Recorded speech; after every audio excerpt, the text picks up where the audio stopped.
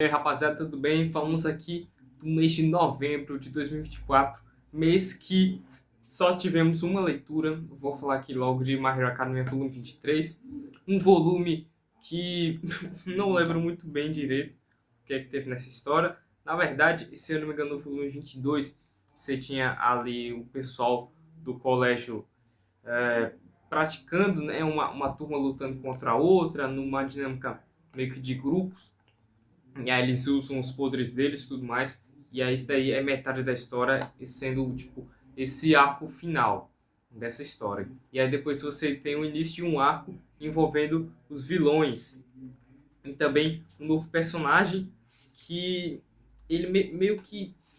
Eu gosto de como esse autor ele consegue colocar no mundo que ele cria algumas discussões e abranger ainda mais o espectro que na sociedade dessa mutação das pessoas comuns terem poderes e tudo mais.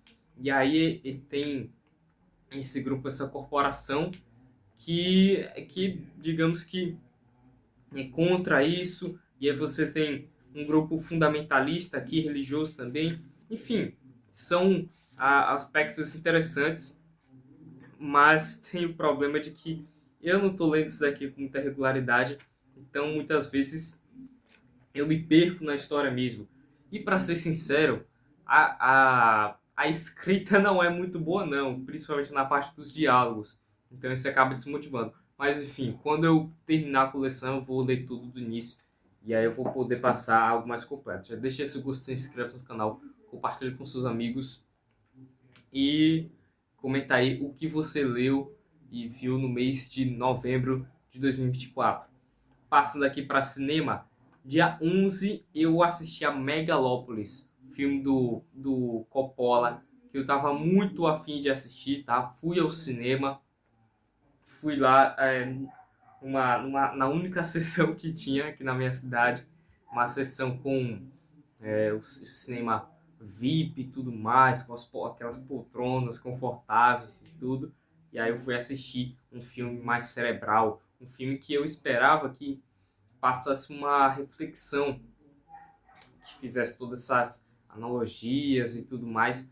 Mas o que eu recebi foi um filme que não é nem um filme muito, entende?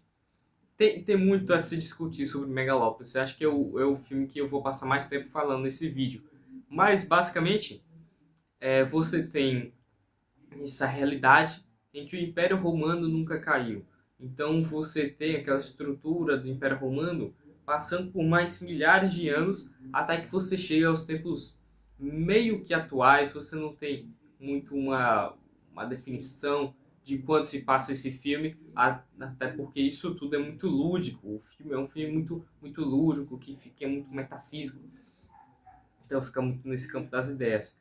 E aí o Megalópolis se passa nessa Nova York, que é na verdade Nova Roma, e aí você tem a figura do César Catilina, interpretado pelo Adam Driver, um bom ator, tá? Apesar dele estar naquela trilogia horrível de Star Wars, Adam Driver, que é um bom ator, ele interpreta esse personagem que ele é uma espécie de artista, mas ele também é uma autoridade da arquitetura e urbanismo, algo sobre isso, que, que é um órgão governamental responsável por fazer reformas na cidade de uma forma, digamos que é muito mais imaginativa. Isso daqui eu estou me esforçando muito para passar algo mais coeso para vocês, porque o filme como um todo não é muito coeso no que ele quer expressar na sua história, na história que ele quer contar. Então você passa muito tempo pensando muito o que diabos está acontecendo. Mas é mais ou menos isso que eu estou passando a vocês. E aí, a grande base desse filme é a rivalidade que ele tem com o personagem do Giancarlo Esposito, que é o prefeito Cícero, tá? Prefeito de Nova Roma. E aí você tem essa dualidade entre o prefeito Cícero, que ele meio que é a voz do povo, mas ele tem uma visão superficial sobre as coisas. uma visão limitada, uma visão digamos, de mais materialista, uma visão mais imediatista sobre as necessidades que uma cidade tem. Enquanto que o personagem do Adam Driver, ele pensa na megalópolis, que é o nome do filme. Ou seja, uma cidade utópica, uma cidade que vai além do urbanismo, que vai além da cidade física em si, mas a forma como as pessoas se comunicam, a forma como as pessoas pensam é algo mais utópico, algo mais integrado enquanto uma comunidade. E aí você vai ter essa rivalidade entre eles, você vai ter uma série de acontecimentos que parecem aleatórios e na forma como elas são colocadas no filme são mesmo aleatórias, mas que são inspiradas em episódios reais da antiga Roma. Então vai ser um filme com muitas analogias e tudo mais. Você também tem, interessante, o personagem do Shia LaBeouf, que ele é um primo do César, e aí esse primo do César, ele surge em dado momento do filme, a partir do segundo para o terceiro, no segundo ato, na verdade, como uma terceira figura política para quebrar essa polarização, só que ele surge também com ideias de revolução, só que com ideias superficiais também de revolução, com ideias, como posso dizer, do discurso pelo discurso. Então há meio que essa crítica sutil no filme. E aí você tem vários personagens. É um filme bem estrelado, tá? Você vai ter outros personagens. Você vai ter a personagem da Nathalie Emmanuel, que é a Júlia Cícero, filha do prefeito Cícero, que se relaciona com César. E aí isso acaba criando uma intriga familiar também. Você tem também Aubrey Plaza. Quem é essa pessoa aqui? Deixa eu ver se consigo.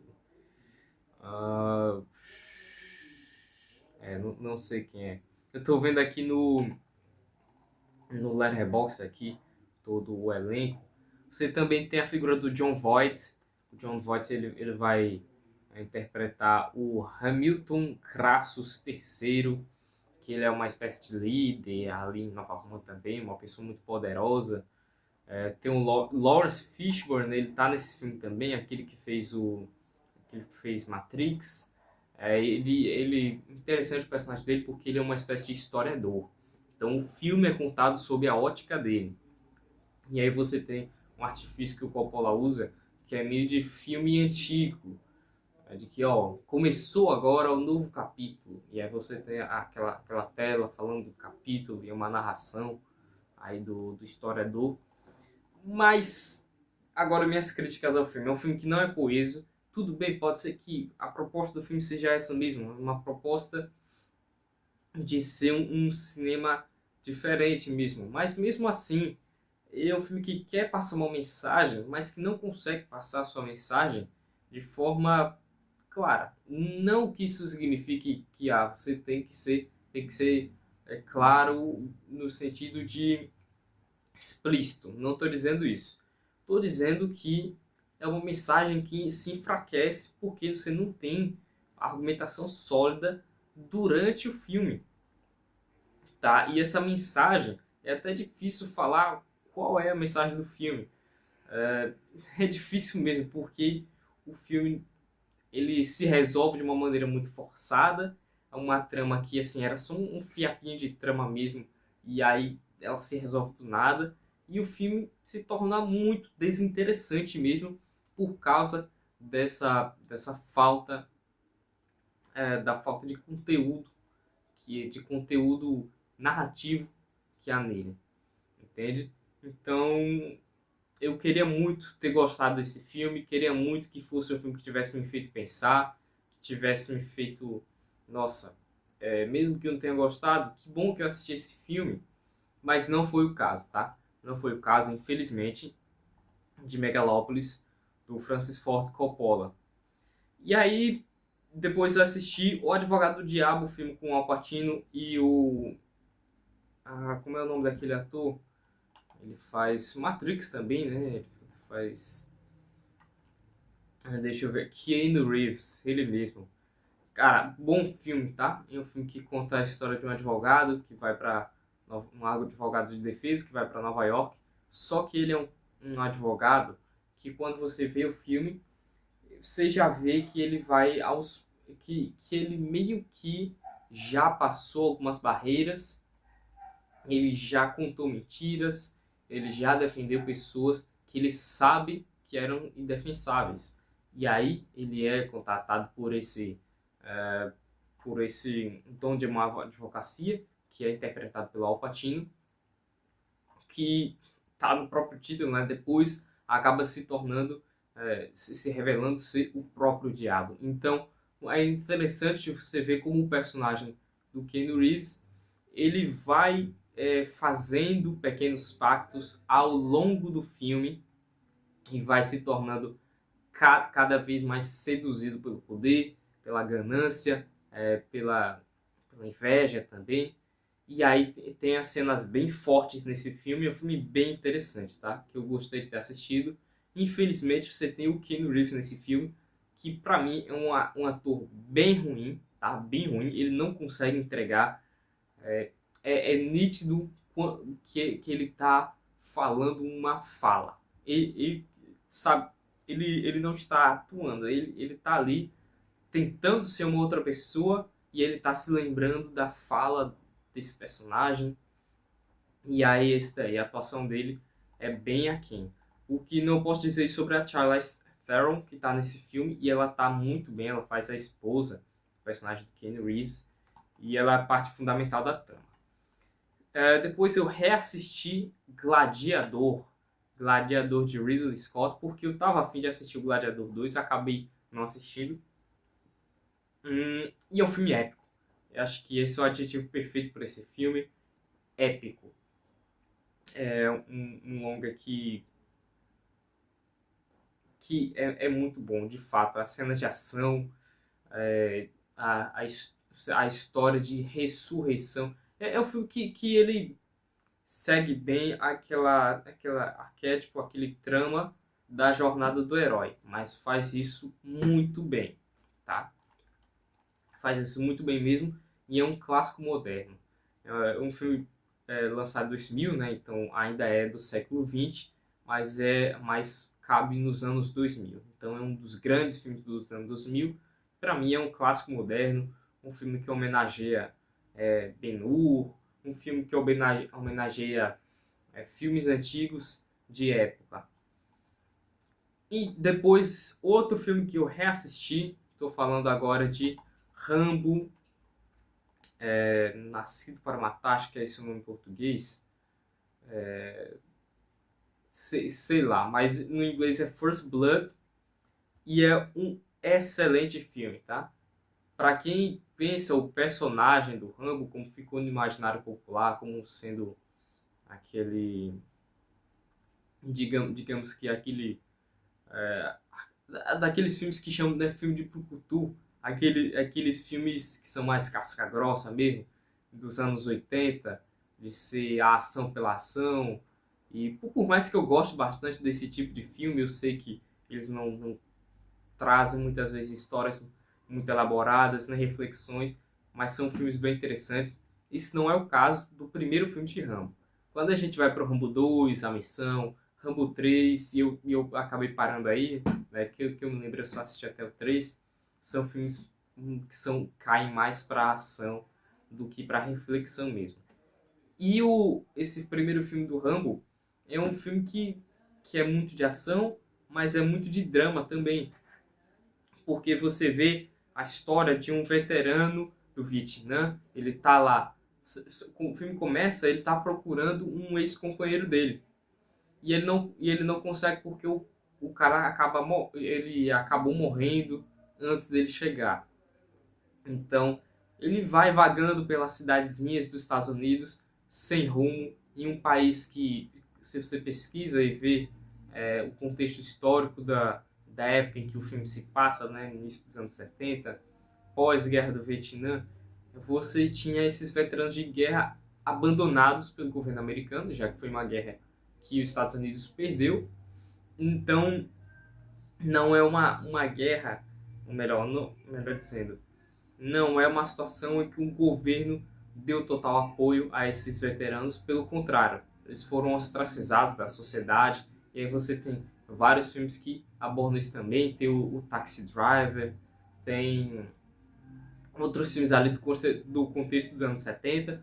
O filme do Rambo é baseado em um livro que, inclusive, vai sair pela editora Pipoca Nanquim agora no ano de 2025, e eu quero muito ler esse livro, tá?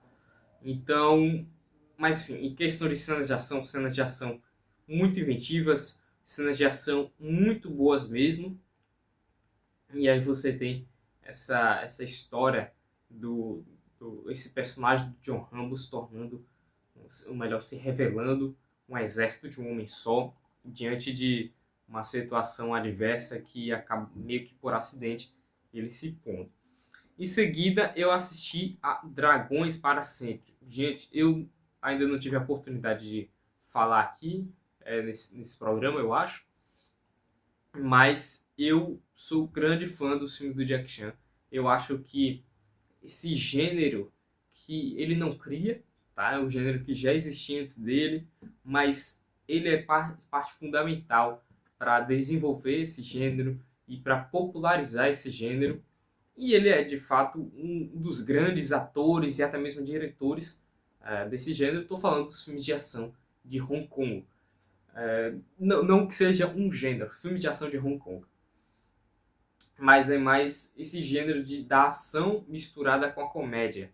E a ação, quando se fala em ação, falo da ação coreografada misturada com a comédia e uma trama simples de mocinho contra vilões, mas em que meio a isso você vai ter alguma dramatização, algum romance.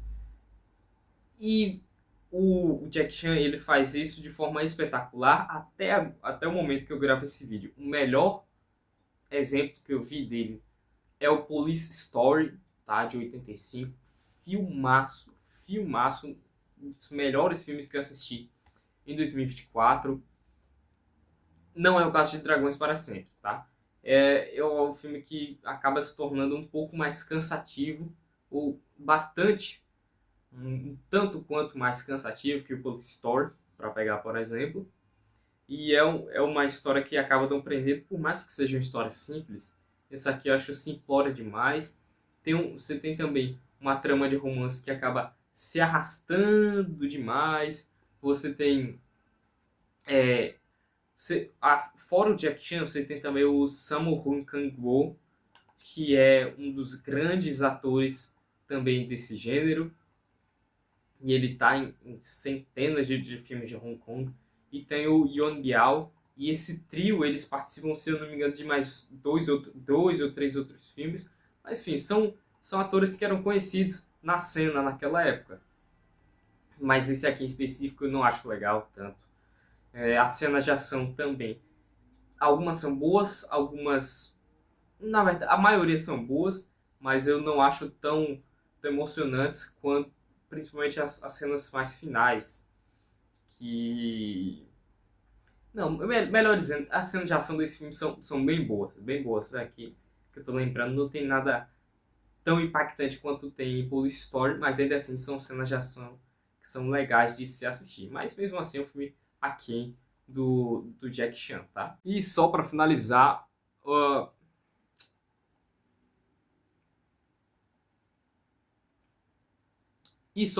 a produção que tomou mais parte do meu tempo, na verdade, em novembro, foi Narcos, série da Netflix, série protagonizada pelo Wagner Moura e pelo Pedro Pascal, e também pelo Boyd Holbrook, que na verdade é um ator que vai acabar ficando mais famoso a partir desse filme, o melhor dessa série de Narcos, que é uma série que traz a ascensão do império de cocaína do Pedro Pascal, olha, do Pablo Escobar ali na Colômbia, fala da ascensão e queda do cartel de Medellín. E aí eu só assisti as 2 primeiras temporadas, porque, spoiler, né?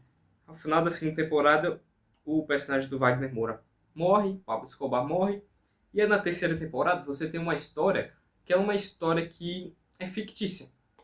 É uma história que trata agora do cartel de Cali, que de fato houve operações contra o cartel de Cali, mas não foi do jeito e nem foi com os personagens. No caso, o Javier Peña, o personagem do Pedro Pascal, ele está na terceira temporada, isso é invenção. Então eu resolvi que a série ficaria melhor mesmo se acabasse ali naquele ponto que para mim seria perfeito. Então eu não vou assistir a terceira temporada, não faço questão nenhuma. Uma série muito boa, uma série que consegue reunir vários aspectos de tudo que estava acontecendo, aspecto político dentro e fora da Colômbia, aspecto da cena policial, das intrigas entre as divisões policiais, da burocracia, de toda a burocracia que acontecia, consegue pegar as cenas consegue pegar a ação por parte da polícia, mas também consegue pegar a ação por parte do próprio cartel, consegue pegar as intrigas entre o cartel, consegue também pegar o próprio Pablo Escobar, muito bem interpretado pelo Wagner Moura, na minha opinião. Ele tem um estilo característico assim que de tanto você assistir, você meio que já consegue identificar a atuação do Wagner Moura, a entonação que ele dá, que ele cria pro personagem dele, é bem característica e eu acho isso bem legal. E aí você tem a família do Pablo Escobar, você tem o cartel dele, os amigos dele, enfim, a forma como o próprio Pablo Escobar vai mudando ao longo da série, com várias coisas que acontecem com ele, e acontecem no cartel. Tem o personagem principal do Boyd Holbrook, né, que é o Steve Murphy, que é o principal encarregado da investigação contra o Pablo Escobar. É muito interessante ver como ele muda, como todos aqueles anos, toda aquela experiência na Colômbia muda ele.